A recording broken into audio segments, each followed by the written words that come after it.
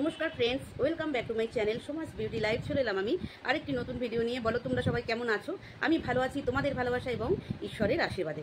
গরমে চুলটা এরকম বেঁধে নিয়েছি, দেখো আজকে ছাড়তে পারছি না, আর এইভাবেই বসলাম ভিডিও করতে। তো যাই হোক, আজকে অনেক দিন ধরেই এই তিনটে ছেলে মেয়েকে নিয়ে কোনো কন্ট্রোভার্সি হচ্ছে না, সেই রাস্তাটা ম্যাডাম তৈরি করে দিয়েছে, তাই তো। বাট এই ঝাল ফ্যামিলির যে গিন্নি, তার ভালো লাগছে না, তার ওই কুটকুট করছে যে একটু কিছু যদি না দিই মানুষকে, আমাদেরকে দিয়ে যদি না চটকায়, তাহলে আমাদের ভিউজ কোথা থেকে হবে। সেই জন্যই ঝালগিন্নি নেমে পড়েছে মাঠে আমাদেরকে চারা দিতে। সেই মাছের চারা দেয় না, সেই চারা দিতে নেমে পড়েছে। কি নেমেছে তোমরা সবাই দেখেছো কালকে, যে ঝালগিন্নির যে মেয়ে, ওই নেকিটা, হ্যাঁ ওই নেকিটা একটা ড্রেস পরে লোকাল ট্রেনে সফর করছে, জার্নি করছে, তো সেইটা আমাদের কাছে তুলে ধরেছে এবং না স্টেশনের মধ্যে উদম নৃত্য করছে মা আর মেয়ে।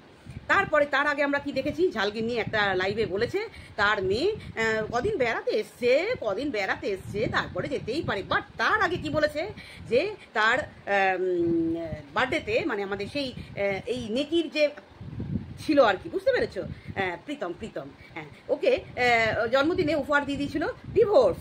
তারপরে মেয়ে বৃহস্পতিবার দিন শাখা পলা খুলে দিচ্ছে, আর মা বিশাল হাততালি দিচ্ছে। বিশাল, এই হচ্ছে পরিবার, এইগুলো হচ্ছে পরিবার, তাই না? তারপরে আবার লাইভে বলবে আমার মেয়ে কদিন বেড়াতে এসছে, সব জামা কাপড় তো আনেনিও, অথচ আমরা সব থেকে প্রীতমের কাছ থেকে লাইভে জানতে পারলাম ও অলমোস্ট সমস্ত কিছু নিয়ে এসছে। ওর ফ্রিজ, ওর কয়েকটি গয়না, কয়েকটা টুকটাক গয়না সব গুছিয়ে রাখা আছে। নিশ্চিন্তে গিয়ে ঝালগিন্নি গিয়ে তোমরা ম্যাডামের সাথে কন্ট্যাক্ট করে লিখিত পরীক্ষা করে সব নিয়ে চলে এসো, বুঝেছো? ঝালগিন্নি ওই ন্যাকামোগুলো না অন্য জায়গায় মারবে, বুঝতে পেরেছো? হ্যাঁ, তোমার মেয়েকে আবার উস্কাচ্ছ। হ্যাঁ, তুমি না বলেছিলে যে মেয়েকে অনেক বোঝাই, মোকে অনেক বোঝাই, আমি ওইখানে পাঠাবো না, মেয়ে ওখানে ভালো থাকে না। তোমার মেয়ে যেখানে ভালো থাকে না, সেইখানে তুমি কেন পাঠাতে চাইছো মেয়েকে? তোমার মেয়ে কালকে লাইভে বললো যে আমি তো বলিনি, আমার মা বলেছে। মা বলতেই পারে, এটাই তো তুমি বলেছো, তাই না? এটাই তো তুমি বলেছো ঝালগিন্নি, তোমার মেয়ে তাই তো বললো যে আমি তো বলিনি, আমার মা বলেছে। তাহলে এই যে নেকি, তোর সম্মতি না থাকলে তোর মা কি করে বললো কথাটা? তোর সাথে ডিসকাশন করেই বলেছে, ডিভোর্সের কথাটাও তোর সাথে ডিসকাশন করেই বলেছে। ধুম করে তোর মা যদি কিছু বলে, তাহলে তো তোর মায়ের নাইটি ছিঁড়ে তোকে মাকে উলঙ্গ করে দিবি, তোর এটা তো তোর আছে, তুই তো করিস এরকম। তাহলে তোর সম্মতি ছাড়া তোর মা নিশ্চয়ই বলতে পারেনি, মাকে দিয়ে বলিয়েছিস। তোর ওই যে একটা তান্ত্রিক মাসি আছে না, তান্ত্রিক বলবো না, ওটাকে কি ভৈরবী একটা মাসি আছে না, ওই ভৈরবী মাসিটা তোদের গার্জিয়ান। শোন, তোদের গার্জিয়ান, তোরা মান, তোদের গার্জিয়ানের কথা তোরা মান। তোরা ন্যাকামো করে তোদের গার্জিয়ানের ফলানিটা তুই অন্য ফ্যামিলিতে ফলাতে আসবি না। তোর গার্জিয়ান বাড়িতে যে মাসি গার্জিয়ানটা আছে, যে কথাগুলো বলছে, সেগুলো তোরা মানবি। আর তোর ওই যে সৎ বাবাটা আছে, যেই চাল চালছে সেই চাল অনুযায়ী তোরা চল। এই যে তোকে এইরকম একটা নেংটি পুংটি ড্রেস পরে, এইগুলো পরে মানুষ তুই পড়েছিস, তোকে একদম যে খারাপ লাগছে বলবো না, অল্প বয়সী মেয়ে করতেই পারে। তো বাড়ির বউ হিসাবে কোনো বাড়ির শাশুড়িরা বা শ্বশুর বাড়ি মেনে নেবে বলে আমার মনে হয় না। হাই সোসাইটি ছাড়া, একদম টপ হাই সোসাইটি ছাড়া আমাদের এই ছোটোখাটো এই চুচুড়া হেনা তেনা, এই কালনা বর্ধমান এরকম জায়গার মানুষরা ওই রকম ড্রেস পরা বউ আমার তো মনে হয় না মেনে নেবে, আমার তো মনে হয় না। তাও যদি ফিল্ম স্টার হতো, যে ফিল্ম জগতে কাজ করে, আমারই এক বান্ধবী আছে যার মেয়ে ফিল্মে কাজ করে, সিরিয়ালে কাজ করে কলকাতায়, আমি দেখাবো, ঠিক আছে, দেখাবো তোমাদের। তো তার মেয়েরা কলকাতায় যখন থাকে, যখন সিরিয়াল করে, সেই অনুযায়ী পড়তে পারে। বাট আর যখন প্রাইভেট কারে করে যায়, তখন এগুলো তবু পড়তে পারে। তোর বয়সী মেয়েরা, তোকে ভালো লাগছিল, খারাপ লাগছিল না, আমি বলবো না যে তোকে অড লাগছিল, তোকে ভালো লাগছিল, তোর বয়স অনুযায়ী তোকে ভালো লাগছিল, বাট তোর পরিস্থিতি অনুযায়ী তো মানিয়ে যায়। বাট তোরা যে ফ্যামিলি থেকে বিলং করিস, সেই ফ্যামিলির অনুযায়ী স্টেশনে নাচা তোদের বানতা হয়। এটা সব ফ্যামিলিতে বানতা হয় না, বানতা নেই, হ্যাঁ, বুঝেছিস? সব ফ্যামিলিতে হয় না। তোদের মতো ফ্যামিলিতে মেয়ে হিসাবে ওই স্টেশনে মা মেয়ে উলঙ্গ নৃত্য করছিস তোরা, এটা তোদের জন্য পারফেক্ট। বাট কোনো বাড়ির বউ বেরিয়ে এসছে, বলছে দুদিন হয়েছে বেড়াতে এসছে মায়ের কাছে, বাট আবার যখন মন চাইবে চলে যাবে। No, never. তোরা যা 4 বছর ধরে 3 বছর ধরে যা কুকীর্তি করেছিস, অনেক করেছিস, আর নয়, বুঝতে পেরেছিস? এবার যদি তোর মেয়েকে তুই পাঠাস, মানে ওদের উইদাউট ইনফরমেশনে তুই যদি তোর মেয়েকে পাঠাস, ওই গেটের গোড়াতেই দাঁড়িয়ে থাকবে, যতক্ষণ না ম্যাডাম বলবে ততক্ষণ তোর মেয়ে ঘরের ভিতর ঢুকতে পারবে না, ওইখানেই বসে থাকবে বাইরে, বুঝতে পেরেছিস? এটা তোকে জানিয়ে দিলাম। ওরা ঘরে ঢোকাবে না যতক্ষণ না ম্যাডাম বলবে। ম্যাডাম যতক্ষণ না বলবে যে হ্যাঁ ঘরে ঢোকাও বা ঢোকাবে না, ততক্ষণ ওরা কোনো কাজ করবে না। এখনো তো ডিভোর্স হয়নি, ডিভোর্সের কাজ চলছে। তুই বললি তো নাকি, তুই তো বললি ডিভোর্স এখন হয়েছে, তো করে নে। এত লেট কেন? এখনো জল মাপছিস নাকি? হ্যাঁ, এখনো জল মাপছিস যে যদি আবার ঢুকতে পারি, যদি আবার ছেলেটার মাথায় চাপতে পারি, চেপে যদি আবার কিছু ধ্বংসলীলা করতে পারি, তাই নাকি রে? ধ্বংসলীলা করতে পারি। প্রসেস অনুযায়ী তোর সাথে বিয়ে হয়েছে, যেভাবে তুই মুক্ত হতে পারিস তুই মুক্ত হয়ে যা, আর ছেলেটাকেও মুক্ত করে দে, তবে গিয়ে তোরা বাঁচবি। আর যদি ভাবিস তুই এবং তোর বাবা, তুই আর তোদের ফ্যামিলি পুরো যদি ভাবিস ওকে আবার চক্রান্তে ফাঁসিয়ে তোরা এইসব নাটকের সিলসিলা চালিয়ে আবার ইনকাম করবি, সেই তোদের স্বপ্নে ছাই। এখন আর এখানে তুই ভাববি না তোরা 4 বছর ধরে যা করে এসছিস সেই সিলসিলা এখনো চলবে। নো, তোকে অনেক নেকি, তোকে সুযোগ দেওয়া হয়েছিল, সেই সুযোগের অপব্যবহার করেছিস, তুই উইদাউট ইনফরমেশনে ওখান থেকে বেরিয়ে এসছিস, একদম দাদাগিরি ফলিয়ে ওখান থেকে বেরিয়ে এসছিস, এবং খুব ভালো করেছিস বেরিয়ে এসে। আমি তো মনে করি খুব ভালো করেছিস। তোর মতো মেয়েকে নিয়ে যারা থাকবে তারা বুঝতে পারবে অত ন্যাকামি, হ্যাঁ, অত ন্যাকা থাকলে না তারা মায়ের কাছে থাকাই ভালো। তোর মা সেদিন বলছিল না লাইভে যে যারা ছেলের মা তারা বুঝবে না, যারা মেয়ের মা তারা বুঝবে। আরে ঝালগিন্নি শোন, ছেলের মা আর মেয়ের মা বলে কোনো হয় না। ছেলে জন্ম দিতেও যে কষ্ট, মেয়ে জন্ম দিতেও সেই কষ্ট।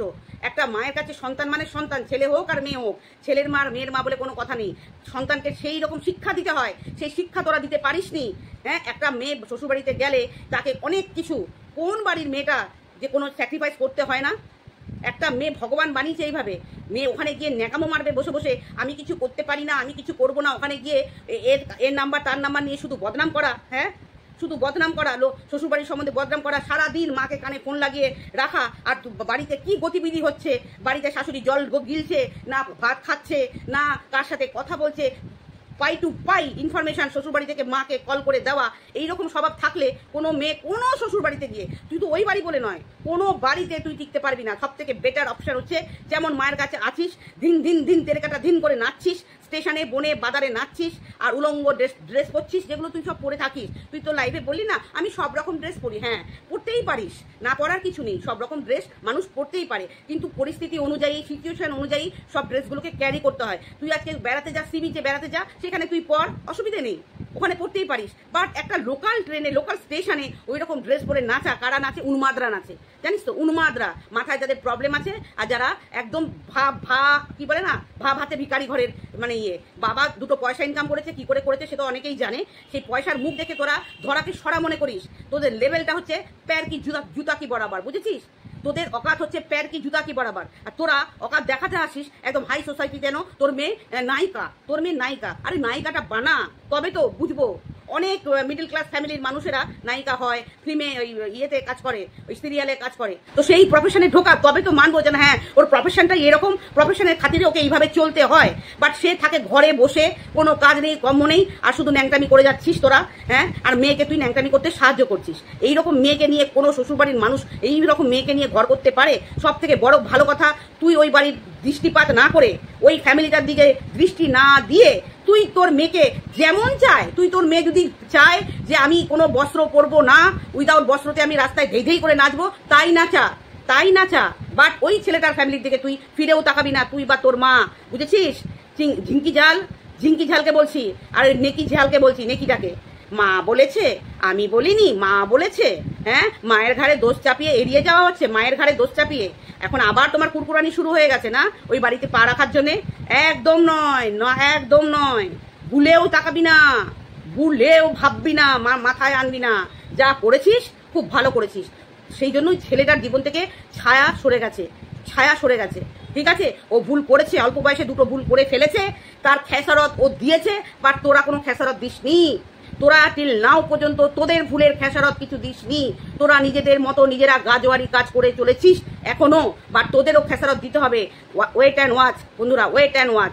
ওই ঝাল যদি ভাবে, ওই পপন ঝাল যদি ভাবে তার বিশাল অকাত, ভুল করছে, ভুল ভাবছে।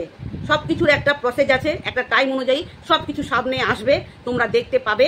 হ্যাঁ, তোমরা দেখতে পাবে। তো চলো বন্ধুরা, এই অসভ্য মেয়েটাকে নিয়ে এখনো এই নোংরামি করে চলেছে, আর আবারও চারা ছাড়ছে আমাদের জন্য যে এদের নিয়ে কন্ট্রোভার্সি করো, আবারও কিছু ভিউজ হবে আর কি। তো ভিউজের জন্য মেয়েকে বেচা শুরু হয়ে গেছে, মেয়েকে নিয়ে সারা দিন বান্ধবীর সাথে এদিকে টই করে ঘুরে বেড়াতো। আর শ্বশুরবাড়িতে তো ওগুলো হয় না, ভাল লাগে নাকি? তাই হ্যাঁ, এই বান্ধবীর সাথে ন্যাংটামি করে ভিডিও করবো, ওই বান্ধবীর সাথে ন্যাংটামি করে ভিডিও করবো, অন্য পুরুষের গাড়ি চেপে গায়ে ঢলে পাই করে ঘুরবো।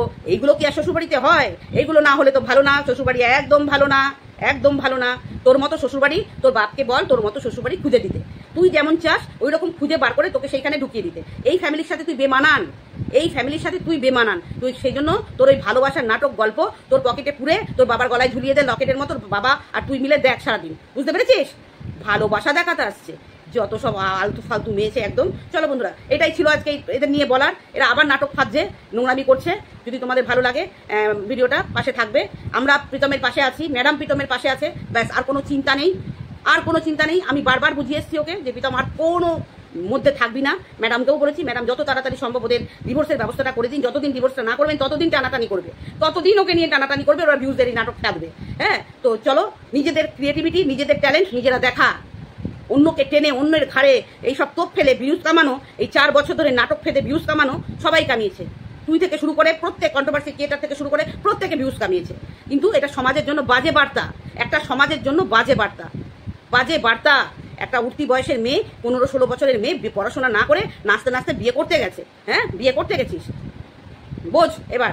দেখ কেমন লাগে সোশ্যাল মিডিয়ায়। তোরা তো লাত করে এমনিতেই লাত খেতে ভালোবাসি, তোদের মেন ইয়ে হচ্ছে পয়সা। পয়সা ঢুকবে ঘরে, তাতে তোদের কেউ লাত মারুক, পায়ে ফেলুক, যা খুশি করুক, তোদের কোনো পরোয়া নেই। তোরা ওই ফ্যামিলি থেকেই বিলং করিস, সেটা বোঝাই গেছে। চল, কত লাত খাবি খা, দেখ এবার কেমন লাগে। তবে হ্যাঁ, যেতে তুই ওই বাড়িতে পারবি না। আর ওই বাড়িতে যদি অন্যভাবে মানে উইদাউট ইনফরমেশনে তুই পা রেখেছিস, ওই ওই ওই সুপারি গাছের তলায় বসে থাকবি, নিচে মেঝেতে, মেঝেতে চেয়ারও দেবে না, চেয়ারও দেবে না, মেঝেতে বসে থাকবি নিজেদের ওন্না পেটে, বুঝেছিস?